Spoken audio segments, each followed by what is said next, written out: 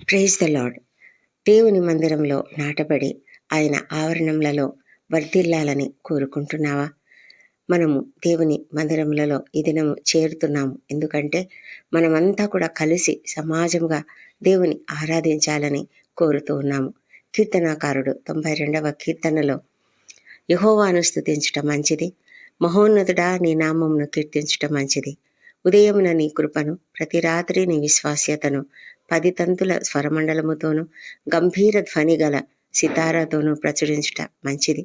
ఎందుకనగా యెహోవా నీ కార్యము చేత నీవు నన్ను సంతోషపరచుచున్నావు, నీ చేతి పనులను బట్టి నేను ఉత్సహించుచున్నాను అని ఎంతగానో స్తుతిస్తూ కీర్తిస్తూ ఉన్నాడు. నిజమే కదా, దేవుని కార్యములు ఎంత దొడ్డవి. ఆయన నీ జీవితంలో నా జీవితంలో చేసిన అత్యంతమైన ఆశ్చర్య కార్యములను మనం జ్ఞాపకం చేసుకున్నట్లయితే ఎంతో అద్భుతంగా అనిపిస్తాయి కదా. దేవుడు నీ పట్ల నా పట్ల కూడా కార్యములు జరిగిస్తున్నాడు. ఇశ్రాయేలీల మధ్య ఎన్నో ఆశ్చర్య కార్యములు ఆయన జరిగించాడు. అదేవిధంగా మన జీవితాలలో కూడా జరిగిస్తూ ఉన్నాడు. మనము వాటిని గ్రహించాలి, వాటిని అంగీకరించాలి.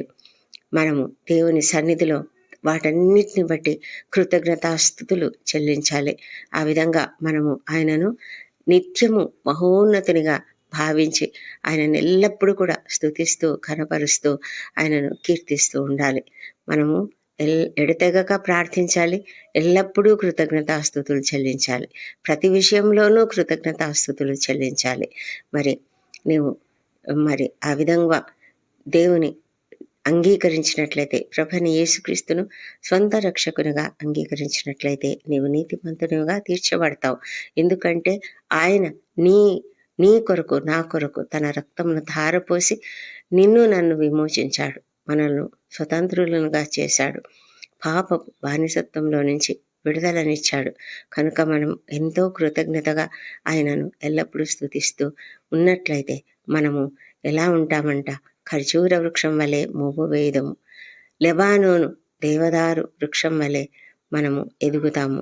యెహోవా మందిరములలో నాటబడిన వారమై మనము దేవుని ఆవరణములలో వర్ధిల్లుతాము. మరి ఆ విధంగా వర్ధిల్లాలని కోరుకుంటూ ఉన్నావా? దేవుని సన్నిధిలో మనము ఆరాధిద్దాం, దేవుని స్తుతిద్దాం, ఎల్లప్పుడూ ఆయనకు కృతజ్ఞతాస్తుతులు చెల్లిస్తూ ఉందాం. ఆ విధంగా మనము నీతిమంతులుగా ఉన్నట్లయితే ముసలితనమున కూడా ఇంకా చిగురు పెట్టుతూ ఉంటామంట, సారం కలిగి పచ్చగా ఉంటామంట. ఎంత ధన్యత కదా. దేవుడు మనల్ని దీవించును గాక.